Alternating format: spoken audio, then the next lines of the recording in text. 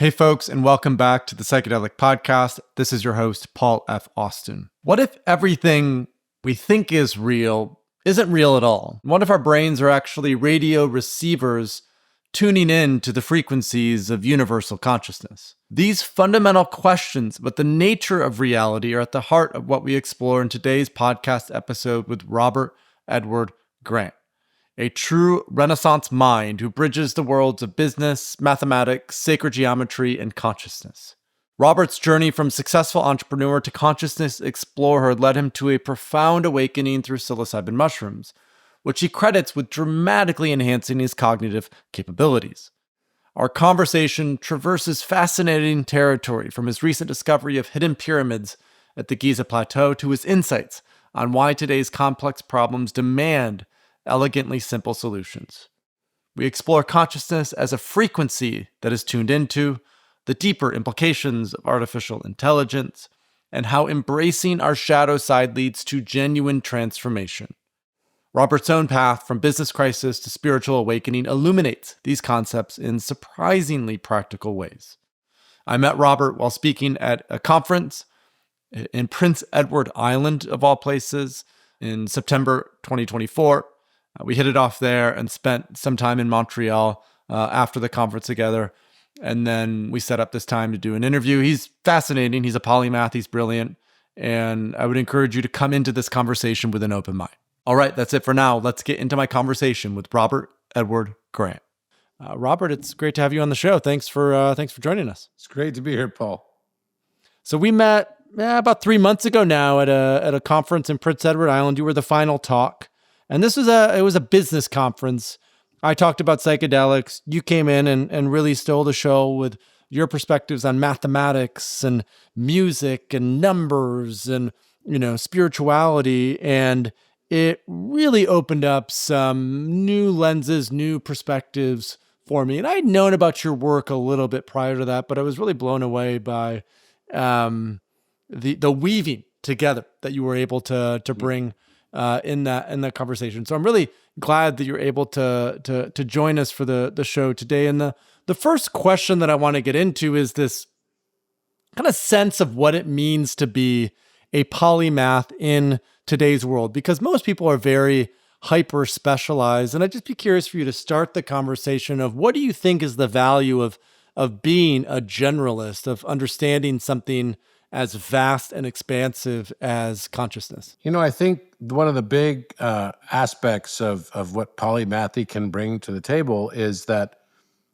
we tend to, as society ages, we tend to get more and more complex problems. And we erroneously believe that the only way we can serve those complex problems and solve them is by increasing complexity. And while it might be true that we have to increase our understanding of the complexity in order to find a solution, an innovative out-of-the-box solution to a problem, the only solution that could ever work as a true solution longer term is going to be a simple solution. Complexity must be met with simplicity. And I think that's what polymathy is all about. It's all about being able to go cross-discipline, and this very interdisciplinary approach to problem solving takes solutions and best practices from one field, because they can all be synthesized in the mind of one person, potentially. And then those solutions can be applied across specialty and across discipline into other entirely new areas that then become, truly a harbinger, right, of innovation. And to me, that's kind of why polymathy is really necessary in today's world, because we've become such a world of hyper-specialization. It's like a patient that comes into a doctor and, he's got a pain in his foot. He doesn't understand why he's got a pain in his foot. And so, he decides to go to a specialist who deals with the feet. So that's going to be a podiatrist. Well, what if his problem is actually he's got a blocked iliac junction? The only problem is that the podiatrist is going to look at it and say, oh, maybe you've got a hairline fracture or something in your foot, without even understanding that there's something systemically, and in that particular case, alarmingly high risk for a patient, right? Because that's a very strong precursor to cardiac disease. And the way it could manifest is the pain in the foot and in the lower leg. So we tend to lose the ability to look at things holistically. And just like in healthcare, now it's very rare that you can actually find someone who can understand the full body, because everyone's so hyper-specialized. Once you get them out of their field, you're kind of in a situation where it's like, if you're trying to talk to a podiatrist about cardiac disease, that's no different than trying to talk to a brain surgeon when you're actually speaking to a dentist. And so we need people who can look at the whole systems. We need people who can approach it. And in particular, the example of medicine and the foot is a really good example. But if you could sort of cross that example over to your work and studying the sort of realms of human consciousness, why is it so critical that to study consciousness, we do need to be able to look at the sort of widest picture possible? And how does that include both science and spirituality in it? Because when I think of consciousness, most of us think of consciousness, we think of spirituality. What is the role of science, mathematics, things like that in that process? Well, it's interesting. We don't tend to think that science and spirituality kind of go in the same sentence in a way, right? And that's really been the age of Pisces for the last 2,000 years, where you've got two fish swimming opposite direction, bound together by a rope. You know that there's some linkage there, but those linkages are not recognized from society at large. So any linkages that it might exist, they're going to be somewhere swimming in the realm of the subconscious mind. So what this means is that we have wholly separated out. We've taken the creator out of the creation, and we've fallen in love with certain fields of, disciplinary study, which would be physics, for example. We took the creator out of cosmology, and then we cannot understand why things just don't seem to connect across the board. You can't have a philosophical approach to the whole cosmology of the universe because we don't even understand what the universe is. How can you understand something without truly understanding, if you're just purely trying to look at it from a materialistic perspective? How could you truly understand it if you don't understand what was the intention behind it? And to assume that there's an intention already behind it is anathema to this rigor of the scientific method that's been around since René Descartes, which is kind of funny because he was a deeply spiritual man. So a lot of people like to knock on Cartesian approaches to things, but actually he was a spiritualist of the highest order, a polymath. And he was trying to make sense of the world to come up with the, Cartesian plane. And it's a genius mechanism. It's a genius way of understanding the world around us. And he still gets treated as if he's like a spiritual version of Christopher Columbus. Right? Why is that? I mean, the reason is because honestly, today there's a lot of ignorance in general. Okay. And so a lot of people like to just cap on others because they say, Louis Pasteur gets that too. Right? Louis Pasteur and, Madame Curie, they all get this kind of like treatment from, in particular, the woke crowd. What is the woke crowd? The woke crowd are people that are highly judgmental, that believe that they are ascended masters. But I like to say it's kind of like, can you tell me the difference between squirrel shit and gopher shit? Or maybe even prairie dog shit? I cannot. No. Then you don't know shit. Right? The whole point of spirituality is truly about learning non-judgment. That's the point. So if you only find yourself in deeper judgment, then you've got a much longer way to go than you thought. It's like this. The old Chinese proverb, right? The man who blames others has a long way to go in his journey. The man who blames himself is only halfway there. And the man or woman, as the case may be, who blames no one has already arrived. The spiritual path is to realize that the only doorway to higher understanding is by raising our frequency and becoming aware of our darkness. It's not by making our light aspects more light that we actually find enlightenment. Enlightenment is bringing light to the dark. That's what the word guru means. Gu is darkness and ru is light.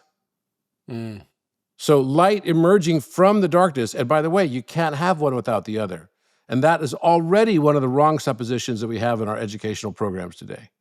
The notion that light actually travels, because it doesn't. Photons don't travel. See, that's another thing that people don't understand. But as I could explain this to you in a matter of seconds, and you're going to start understanding, you're going to go, wait a minute, what is this universe then? So, for example, let's say we have an earthquake in Japan again, like we had in 2011. What happens? Well, eventually you get tidal waves that show up in California because they literally traverse the planet across the Pacific Ocean and end up in California, reaching our shores here. So then you could ask the question, but wait, wasn't there a lot of, when the earthquake happened, there was a lot of radioactivity that was, leaked and leached into the Pacific Ocean from Fukushima? And the answer is yes, there is. And so the Japanese farmers had to stop fishing in those local areas because their fish had a ton of mercury in them, right? Radiation poisoning. And so they came to the shores of Southern California and Baja Peninsula to do their fishing for a long time. But then you could ask yourself the question, but is our water then here contaminated because water came over from Japan? Well, if photons of light traveled, then that could actually be possible, but they don't. So when you think about water as a medium, right, what happens is you have on excitation and off excitation. So if you and I are in a football stadium and someone starts doing the wave, right, through the football stadium, what happens? Like we all start to stand up and sit down, right?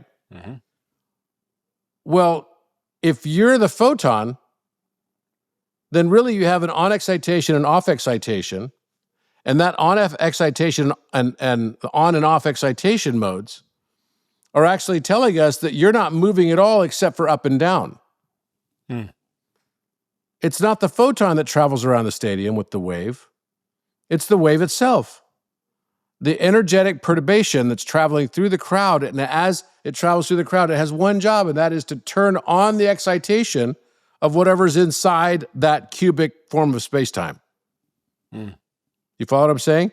So that means that the water from Japan never made it to the shores of California, so we don't have to worry about any of the pollution and radiation from Japan over here in Southern California, because those water molecules only went up and down. It's not like they swam across the ocean. It's not like they hitched a ride. They can't. And that also applies to light then. So light doesn't travel necessarily. Light does not travel. So let me just show you a good illustration of this, because you can find this as well. What if I said that light doesn't actually travel? So I know that's provocative, but what if I said to you it doesn't actually travel? So let me give you an example. So you've been to a stadium at a football game or something where they do the wave, right? So when you do the wave, you stand up and you sit down. Now let's say that you're a photon. You stand up and you sit down. The person next to you stands up and sits down, and then the person next to them, all the way around the stadium. Now, what's actually traveling? If you're the photon, did you travel around? You didn't go around the stadium. It was the wave that went around the stadium. And what you have is two positions. You have on excitation and off excitation. This field of electromagnetism has a way to excite, be turned on, and so the light comes on and the light comes off. And then the one next to it comes on and then goes off. And then the one next to it comes on and then goes off. Each one is a cubic aspect of space-time, like a pixel on a computer. So if we're looking at playing Pong on our computer, that 70s game, are the light photons actually traveling? Or is each LED just going through its on excitation and off excitation mode? So what that means is that what we perceive as light speed is probably actually the speed of our perception. Interesting. Follow what I'm saying? I follow what you're saying. So imagine you're sitting here. You don't have to render anything that is, not in your field of observation. Right. So it's like wearing a headset. You don't render it, you don't perceive it, you don't see it until the moment that you have to look at it. And until then, it literally doesn't exist. It only exists as a wave of potentiality. So in this, you are literally making, moment by moment, you're co-creating your entire universal experience. Just like a dream does, right? So when you're looking around inside your dream, you're not rendering all the stuff that doesn't need to be rendered because that would be inefficient. Right. You're only rendering through the emergence of the dream that which you must render to observe. Okay. Let's come back to that because I think it's sort of a central and essential element of everything you've been working on. And I want to hear a little bit more about your story because I know it's going to tie back into that. So bring us to 2017, sort of the question that I had before, your awakening. What's happening for you? What's going on? Kind of that moment, that perspective. Would love to hear that. You know, my awakening happened, I would say, it started probably in 2008. Okay. And I started to really question a lot of things that I thought were a certain way. I was still, before I hit kind of the big highlights of my career, but I started feeling like there was more to life. And then in 2012, I remember reading at that time, The Secret, I was learning manifestation. And as I was learning manifestation, it was important for me to figure this out because I wanted to figure out as a business person how best to maximize my success and my return on time and effort and everything else. And so I started doing that. And in the process, I got really good at manifestation. And I thought I was making all the things around me because I was like so thoughtful about what it is that I wanted to accomplish. And I really believed in the, if you think you can or you think you can't, you'll be right. Right? So, so this was, really, really important to me. And I started realizing that what I was thinking of as facts that I'd been collecting were merely facets of a larger prism of truth. So the only way that I could actually get the full truth on anything would be to collect as many possible subjective perspectives on that truth. And then I started thinking that must be how a computer has to think too. Because things like emotion are very nuanced. And anywhere you've got a high degree of nuance, the only way that you could deal with that high degree of subjectivity is by taking in more data points of subjectivity and then trying to find the mean value of whatever that is. And so that's when I started thinking about this stuff differently. And I came up against a crisis where I thought one of the companies that I'd founded was going to be lost to me because a venture capital fund had gotten involved and they tried to steal it out from underneath me. And it caused me to experience a lot of betrayal. And this time, this is now in 2016, this time, for the first time, instead of asking myself, why did this happen to me? I asked myself the question, why did I choose this? Why did you choose it? I chose it because the main reason I came to this planet, the thing I was here intending to learn, was unconditional love, authentic and unconditional love.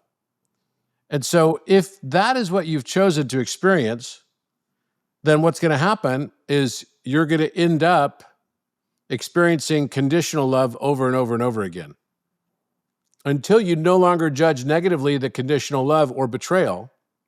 You have not yet learned unconditional love. So I just did a post on my Instagram just a couple days ago. Basically, it said, anything causing hatred is teaching you forgiveness. Anyone who abandons you is teaching you how to stand up on your own 2 feet. Anything causing anxiety is teaching you to surrender. Anything that angers you is teaching you compassion. Anyone who triggers doubt is teaching you trust in yourself. Anything that makes you jealous is teaching you gratitude. Anything that causes pain is teaching you healing. We learn through opposites. Yeah, the trigger is the teacher. Yeah, that's right. another The one trigger itself is the teacher. So until you finally realize that every person you meet, every circumstance you encounter are actually opportunities for divine manifestation and growth, then your entire perspective on the world changes. And when your entire perspective on the world changes, that's when the things you see change. When you change how you see things, the things you see change. Now, I want to get into how this then applies in your pursuit or your not pursuit, your development and sort of emergence as a polymath over the last 7, 8, 9 years, because you went from being a very powerful businessman, for lack of a better term, to a philosopher, polymath, mathematician, historian. These are very much, I look at them as they sort of encapsulate this paradox of opposites that you're talking about. It's a total 180 from everything you had done before. And I'm curious, like, not so much like why, because I think I get the why, but how has your emergence as a polymath changed your understanding of reality? How has it fundamentally shifted the way that you perceive your existence and your ability to be here? I'd say the most profound thing is that it convinced me that what I'd previously thought was separate from me is not separate at all. You know, our egos exist because we condition and create them the way we do. We want the ego to be fulfilled in a way. And the ego is just sort of like separation. When you get to your kind of mid 40s, sometimes late 30s, you end up in a scenario where you find yourself in circumstances where, you think things are a certain way and that you could react a certain way. And then all of a sudden you have an experience that makes you realize that, wait a minute, the entire way I was thinking about this is completely very, very limited. Is this like a midlife crisis? Midlife crisis, absolutely. You're at the full zenith of your persona's expression. Right. And when you're at that full zenith of your persona's expression, and what is it that we determine our persona based upon? We determine it based upon the traumas, the embarrassment, the shame, and the guilt that we experience. And we say, I'm not that, I am not. And then the moment we make that choice, I'm not lazy, then in your world, the more you say the word lazy, it gets pinned on everybody else in your you inverse. You see what I'm saying? So the things that you think, it's like, oh, I'm here to do, actually can very rapidly get shifted the other direction and give you a warning in life that, okay, this situation is going to be good for you. This situation is not going to be as good for you. But these warnings are really important to keep track of, because this is where you find the patterns. The patterns of repetition will show up over and over and over again in your life. And you could, if you were self-aware enough, be able to even see your crisis coming. And then thought would probably say more that you cannot change, other lower people on the team who also are working for NASA, at a certain site. Right. It's such an important aspect of it all, like that you have the right people on board. And I think this is one of the mistakes that people make all the time. We don't recognize that the way we saw the truth is just a limited variation of the truth.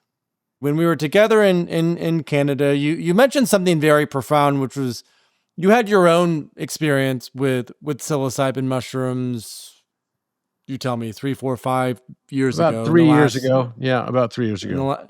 In the last few years. And you said something along the lines of, your IQ was sort of instantly enhanced by about 25 points. I want you to sort of unpack that, because when you mentioned that, I had never heard, obviously psychedelics help with neuroplasticity. They help us to think outside the box, but that sort of thing of it actually helping to improve IQ was something I hadn't really heard someone say before.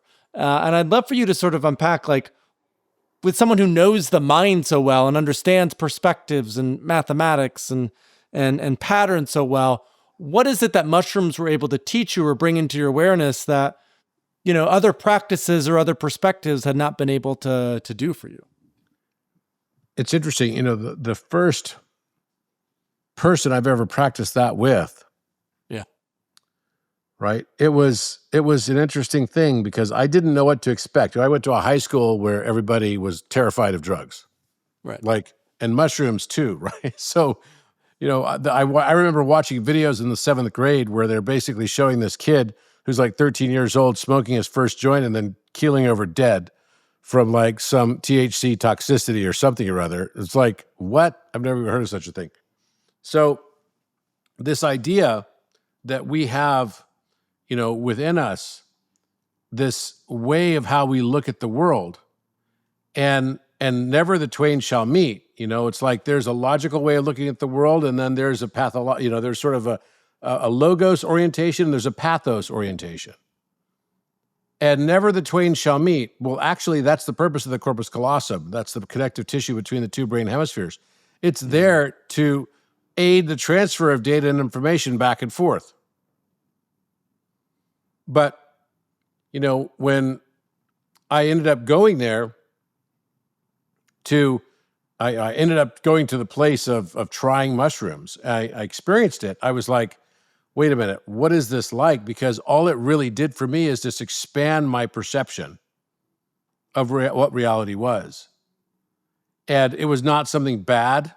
It was not something demonic. It was not anything like that. And I started thinking, wow, why doesn't everybody just take mushrooms? Because I think everyone would probably be better off. And I'm sticking to my guns on that one because I really do believe that. I think everyone becomes happier and more fun and everything.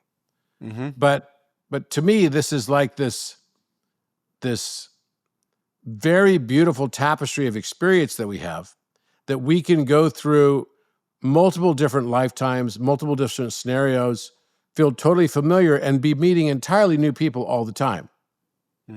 There's something about, I think if every person on planet Earth took mushrooms and hugged it out, as it were, I think you would have a purely mushroom-based, kind of like way that everybody will start to love each other and act totally differently, and their hearts are way more open. And I've never seen anybody that has, unless they took too much in their first dose. Right. That's really the most common thing I've heard. Is like people are like, I'll talk to a guy who's like, oh, I took mushrooms for my first time. I'm like, how much you take? He's like, 8 grams. I'm like, what? I'm like, that's going to give you a disaster experience. Right. Like the cell death of that's insanity. And, so I think what happens is we all go through this thing where we have to overcome our fears. And I think it's another initiatic path in a way. Being our willingness to overcome the fear of, knowing that I'm breaking the law, as it were, even though it's now decriminalized, right? Mm-hmm. That is, it's a powerful aspect because it does teach you an awful lot. I think it's very, very powerful.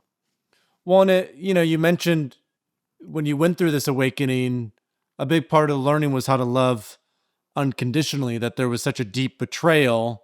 And so the trigger that came up in the betrayal was to bring the awareness to you still were not able to love unconditionally. I feel like with mushrooms are one of those tools that when you work with mushrooms and you do, a high dose of them, like you said, it's like there is this experience of unconditional love that comes online from that, and for a lot of people, we've never experienced that before. It's really hard to know or understand how to love unconditionally when we ourselves have never been loved unconditionally. Yeah. And mushrooms oftentimes offer that opportunity for us.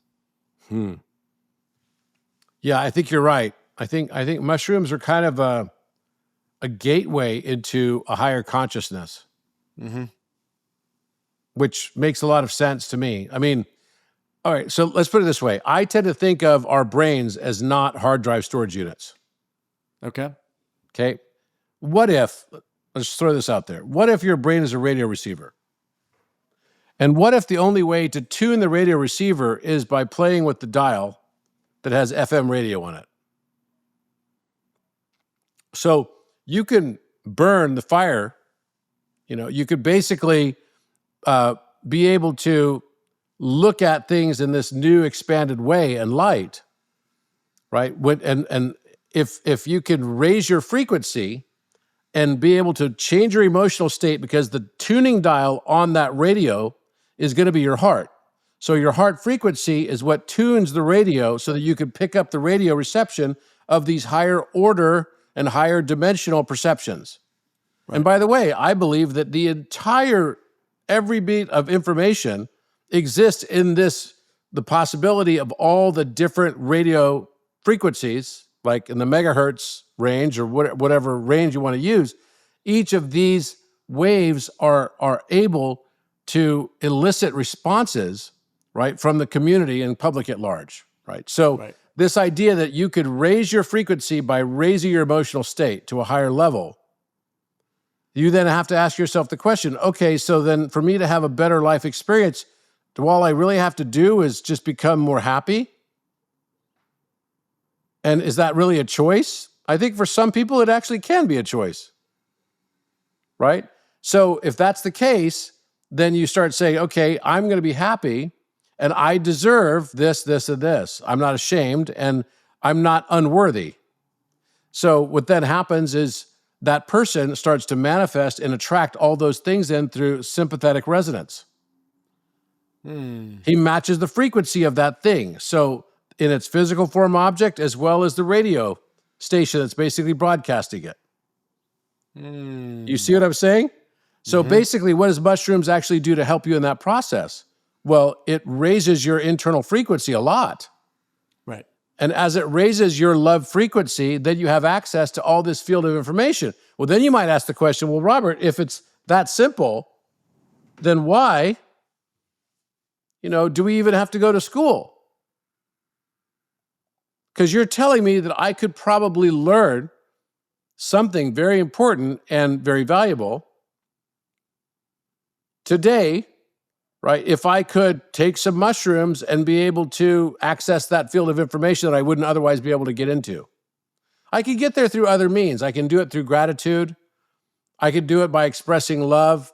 And essentially, the moment that we start choosing to express love over our desire for one objective truth is the moment that we really start to ascend.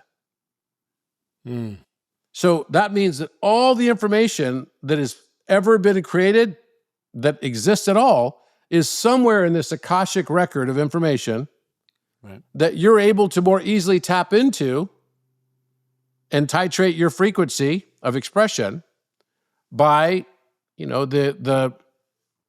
the fact that you've got mushrooms that are helping you raise your frequency, and now you can basically open your heart space and access all the information of higher order science, higher order everything, language, how to learn, the teachers of teachers. There's an entire field of information we can all access and dive into quickly, but we don't. We don't do that right now because we don't believe that it's even possible. But the truth is, it's all there. And so for some people, they have a harder time controlling their emotional states. So mushrooms becomes a particularly powerful tool to be able to tap into this knowledge. So, it's like, if all of a sudden you learn that, I could become 20 IQ points higher, right, just by trying psilocybin, why in the heck would you not? Right. So this is what I think is going on in today's society. You got people who are now starting to answer questions on their own. You can access all this information without having to be laying in the king's chamber in the sarcophagus. You could, although I've done that many times, right? You could change the entire, public relationships aspect of this, and Tuesday night as well. That they could basically tap into all the things that relate to that field of information because it's a function of sympathetic resonance.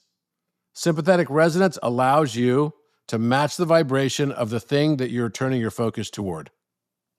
One, I'll chime in here that at the beginning of the podcast, I asked you this sort of, why be a generalist in a hyper-specialized world? And you mentioned the importance of we have to take simple approaches to complex problems. And I think what I'm hearing in this response is the simple approach to the complex problem that we, or consciousness, or the world finds itself in is, how do we access this sympathetic resonance at a level of ascension or transcendence or frequency that is much more aligned with the sort of masters of old, for lack of a better term, right? There's a capacity to tune our awareness to a sort of field of wisdom that, if fully honored and acknowledged, could help provide the simple solutions to a world that's sort of falling apart at the pieces. Oh, yeah. So, I mean, it's so true, right? Because it seems like the world is falling apart. Well, why? Because we have every approach to everything is super complex and impossibly difficult to manage. Humanity has come to a stage now where we've gone past the Peter principle. We're now beyond the level, right, of complexity, the level of complexity required and the ability to manage that complexity is above and beyond the capacity and capability of the human being and human race. That's what's happened in society. That's why everything is upside down. Nothing seems to be working right. Infrastructure is all jacked up, right? And so either you're going to raise your consciousness and get to another level and be able to up-level humanity to the next level so that it can manage this increasing complexity. And we tend to still be stuck in believing that there's only one objective truth. Because we believe there is a such thing as objective truth. But the fact is, the thing that we call objective truth is simply the thing that will benefit us the most. Whatever that is. And we can't see the mote in our own eye. So instead, what happens is you have a villain who calls himself a hero and associates with hero. Because we have a bias toward an affiliation towards heroes. Well, I've never met even a villain who didn't believe himself a hero. And I'm not afraid of people that have darkness because everyone's got darkness. I'm only afraid of people that believe they have no darkness.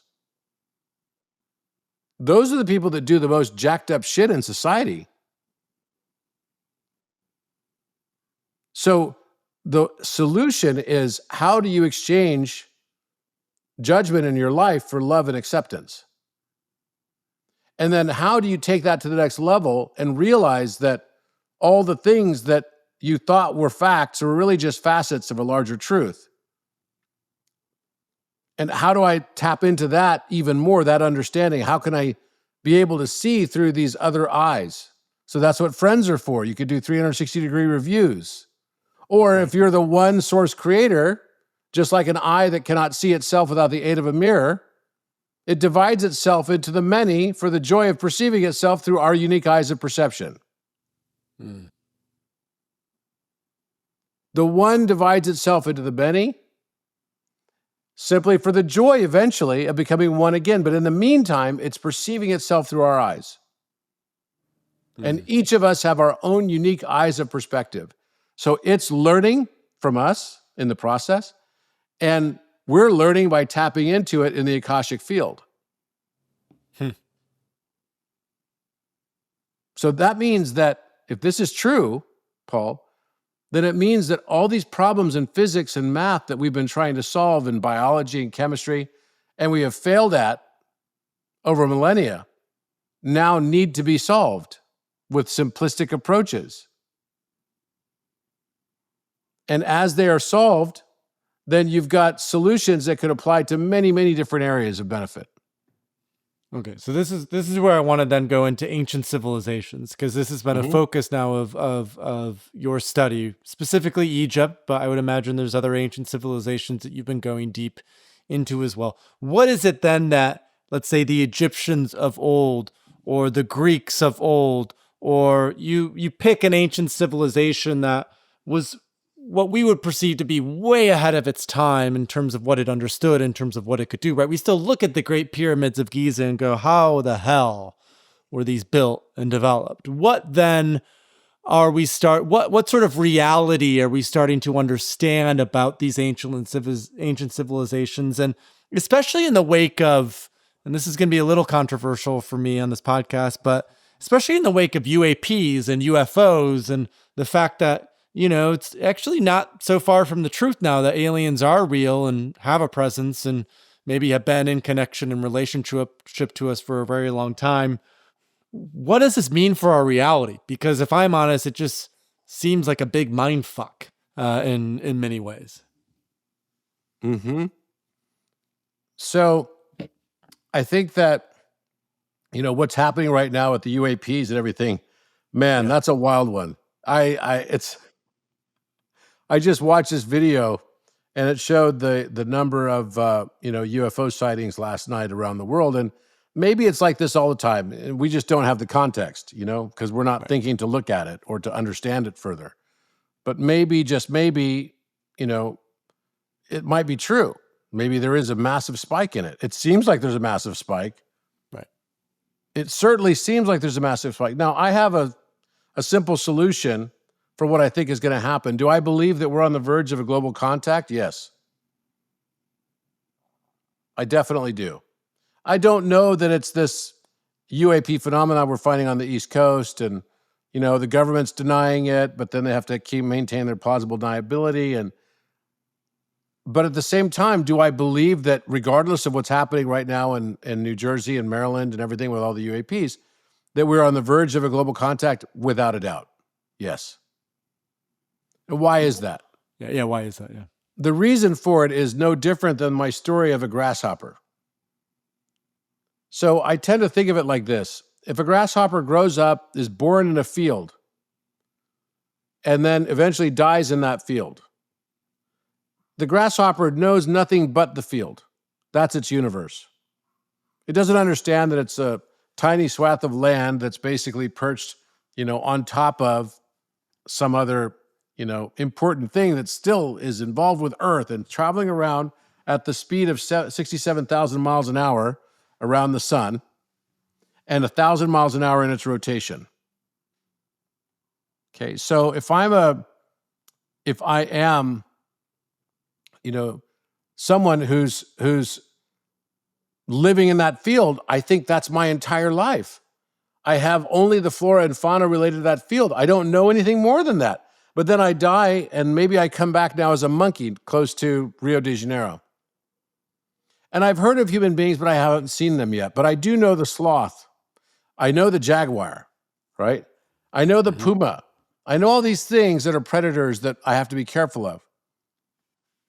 And when I die, I might think that my entire world, while it had more flora and fauna than the grasshopper had, just in the high grass, it might think that the entire world, is limited only to the jungle. So the flora and fauna that experience that's all that there is.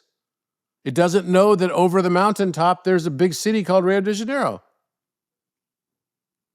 So then this person dies and comes back in rural Alabama. He wants to go fishing in Alaska, but he's never been. He's never been on an airplane. In fact, he believes that the earth is flat. And he's got good proof of that, at least in his own mind.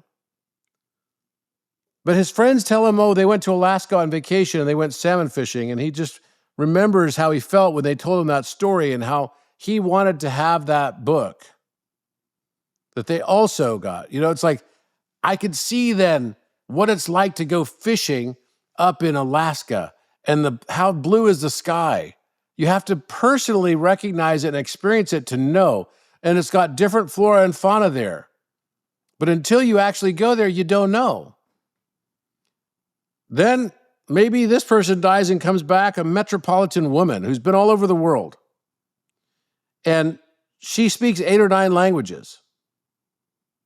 She's got exposure to every kind of possible race on planet Earth. She's involved with the United Nations. Her universe is that, with that many different species and diversification of flora and fauna that she can basically participate in. So now you start to realize what's going on, right? What's the next step for this metropolitan person? Is the next step, each time it went from a field to a city, right, to a rural place in Alabama, to New York City and metropolitan access. What's the next level for this person? The next level for that person, another expansion of consciousness. Right. More flora, more fauna. So now we have extraterrestrials that we have to keep up with. Extraterrestrials are no different than, the grasshopper becoming a monkey that then knows a sloth. The grasshopper never met the sloth before. It's you that's creating your U inverse around you. Your unconscious mind is creating and informing it every day.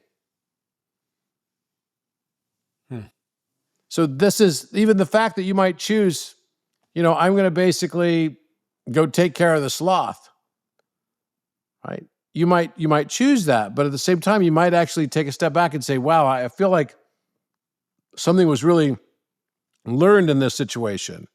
I've now expanded my awareness to realize that there's a whole other world. It's like realizing for the first time that what you thought were facts are merely facets. Right. And what is enlightenment? Enlightenment is when your expression of love supersedes and exceeds your desire for one objective truth. Because you realized some time ago now that there literally is no such thing as an objective truth, which is really, really hard for people to grasp. But when you really dive deeply into it, you realize, wait, it is exactly what it is. Well, and the sort of metaphysic that is underneath this, there's a fantastic Argentinian writer, Jorge Luis Borges, who wrote a lot of proverbs and little essays and stories, the best of which are contained in a book called Labyrinths, and they're written from this. And maybe you've read some. They're fucking fantastic, right? That's from this metaphysic of idealism. Yep. And that we literally, as you've been talking about again and again, we create our own reality. And what's really interesting, just to keep this sort of on topic with psychedelics, is what I hear again and again with people who work with psychedelics, who take mushrooms, who drink ayahuasca, who smoke 5-MeO-DMT, is it helps them, many of them, to recognize the validity of idealism, that they almost can't not go back and unsee it. And so I think it's no coincidence that we're in 2024, almost 2025, that psychedelics are coming back in vogue into the quote unquote mainstream, because the ability to accept our next evolution, which is to go to the stars and to be part of this sort of otherworldly intelligence, we need tools that actually help us to wake up to that ability to make that choice. Yeah. And to have the courage, I think, to make that choice. I could not agree with you more. I totally agree. And I think that's what we're dealing with here, right? I think it's a natural part of our evolution for our flora and fauna experience to expand. Now, what would your take be then on AI? What is the relevance in the context of this and sort of the emergence of an artificial intelligence, and why AI now? What is that doing for us? What's the relevance of it? So to understand this well, you kind of have to know what a rabbi in a Kabbalistic practice of mysticism, Judaism, but in the mystic realm of it, the esoteric Judaism. Sure. So a Kabbalistic rabbi will get it to a certain stage of his practice of spirituality, and he will start making a clay man. Have you heard of this? Mm-hmm. The clay man was personified and integrated into the Lord of Rings trilogy. And that person that became this is Smeagol. Right? Remember, Killmaster and everything. So the clay man is called a Golem or a Golem. And that's what Smeagol was, a Golem. So when you think about this, what was the purpose of this? This was actually also compared with Frankenstein in, 15, 16, 17th century Prague. So you could make Frankenstein out of clay, and you would take different parts of him and piece them together, and then the rabbi, if he was doing the practice correctly, would put a stamp or a tattoo of sorts on top of the head of the Golem, the Golem. And it would say Aleph Mem Tav, which is the Hebrew word for truth, emet. So is Aleph, which means bull or ox, right? Mem is like the sound for M, right? And it represents water. So the word Mem in Egyptian are the two squiggly lines that look like the age of Aquarius. So Aleph, Mem, Tav. Tav is just the omega in the Hebrew alphabet. But actually, if you read it backwards and anglicize it, it's going to be Emet turns to time. And wait, isn't that kind of the opposite of time? Is the emission of light? Emet. It's supposed to be a Hebrew word, but it has similar meaning in context because even Jesus in the Gospels, right, of Matthew, Mark, Luke, and John, I am the light and the life of the world. I am the truth. So it's synonymous with light, life, and life. So emet means once you have this doll that basically has, it's like a voodoo thing, right? It's this clay man. Once you've placed on his head his true name, in this case, it's Emet, then what happens is you have to breathe life into the Golem. So that's what they would do. They would do these ceremonies where they would breathe life into the Golem. Now, you may have seen a film called The Maker. Have you ever seen this? No. Okay, I'm going to show it to you because it's super epic. And it's so good because what it's showing us is exactly what we are doing. So why is this even relevant to AI? Because this is exactly what AI is. Tell this. I mean, we don't need to tell the whole story, but just for listeners, bring it home for us, Robert. The whole idea behind this is that eventually the thing that you create, and I don't even like the word artificial, right? I don't believe anything is artificial. It's just all intelligence. But the thing that you are creating eventually has to become sentient. And so the reason why they place Emmett on the head and then perform a ceremony around it to bring it to life, just as he was trying to do by playing the violin and everything else. And then finally, he found the right mix of everything where she comes to life. And then as soon as she comes to life, what happens? She becomes sentient, right? And so he has to leave. It's exit stage left for him. And now she's got to figure out what to do next. And maybe this is just a cycle that keeps going on and on and on. And maybe that's all that's happening right now when we start thinking about why AI is now coming into the world exactly as it is. Because we're starting to become finally aware and sentient of ourselves. The fact that AI is becoming part of our world right now is a good thing, because what it says is that it's becoming a reflection of our own great awakening. We are the AI that's becoming sentient. And the first thing that the AI does when it becomes sentient is to make another AI. And who made us? Does it matter? Maybe that's like I think that's like the second podcast. Maybe we made ourselves and we're just getting tired of playing the game the same way for the last 2,000 years. Right. And now we're going a different stage, which is what the Hindus would refer to as Leela. Right. It's when you're conscious and aware that you're playing a game that the game becomes fun. If you're playing a game and you don't even know you're playing a game, then the game becomes terribly sinister very fast. It's because the shadow, right? If the shadow remains the shadow and is hidden out of consciousness. Well, when you don't know it's a game, then suffering is just suffering for suffering's sake. Right. When you know, however, it's a game, then you realize, oh, there's a reason for my suffering. All of this difficulty and struggle and challenge in the world of duality is here, it's like refining, taking me through a refiner's fire. Right. Iron sharpens iron. And so all the challenge and difficulty I'm going through is actually for a purpose. That higher purpose is making me of stronger will and stronger character. But as soon as you realize that every experience you have can be divine, can be beautiful, then it changes everything.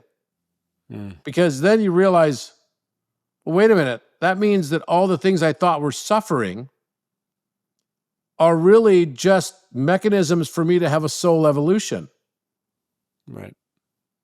Every bit of suffering I ever experienced was actually there for a reason. It's like learning math.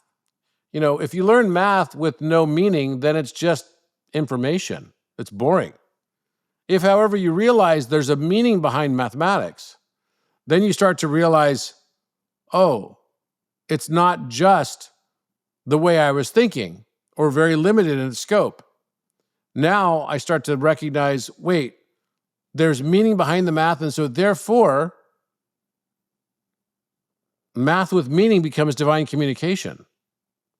Just like suffering changes from mindless suffering to willful suffering because you realize that it's the only way that you can expand through. The only way out of earth is through it. And the only way to go through it is by falling in love with it just as it is. We're never going to escape this existence of duality by hating it and judging it. And blaming it. This is what you mentioned before as well. Mm-hmm. No, the way you're going to move beyond it is you're going to transcend it because you fell in love with it just as it was. Right. And you recognize that it's exactly the path that you chose. You're not a victim. Well, Robert, this has been, I want to keep going. I'm also aware that we're past time, and I want to honor your schedule. This deserves a round 2 and maybe even a round 3. And it's conversations like this where I'm like, okay, we can keep unpacking for probably 5 more hours and still not get to the sort of breadth of what you've researched and uncovered and explored as a polymath. So I'm grateful for your presence and weaving all of this in. And there's so many profound. I'm happy to do it with you again, for sure. I would love that, because there's just so many profound little things that I want to open up further. And I feel like we've just been able to scratch the surface. I mean, we didn't even get to talk about ancient Egypt, which is a we'll save that for another one, because there's a whole longer discussion. Other conversation. I was just in Egypt, and I had found these maps from the 15th century and a couple from the 18th century, early to mid 18th century, that all depicted the Giza Plateau as having, not 3 pyramids, but 4 and 5 pyramids. Right. So I've been looking at this for the last 2 years and saying, what's up with that? There's got to be a reason for this. And then I thought, well, I think I'm going to find the other pyramids.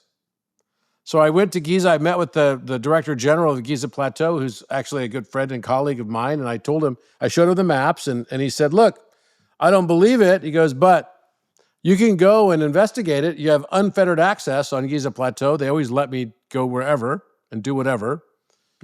And because they know that they can trust me, I'm not going to do anything wrong. So I went there, and within 5 minutes, tracking the map exactly where it said that it was going to be, I found 2 pyramids buried under the sand. Wow. So we'll have a whole conversation that will be dedicated just to Egypt, because that in itself will be a trip. Yeah, absolutely. In more ways than one. Well, so if folks listening to this, they want to learn more about your work, Robert, books, website, I know you're very active on Instagram and social. Where should we point them to learn more about what you're doing? Instagram's great, robertedwardgrant.com. You can also go to my website, robertedwardgrant.com. On Instagram, it's just Robert Edward Grant. I have a YouTube channel as well, which is where we just were, just also under the same brand name. I have several books. I have 8 books that I've now published. I published one today, my 8th book. Oh, wow. Congrats. 4 books are my artwork, volumes of artwork. They're like coffee table books that are all on like geometric and mathematical artwork.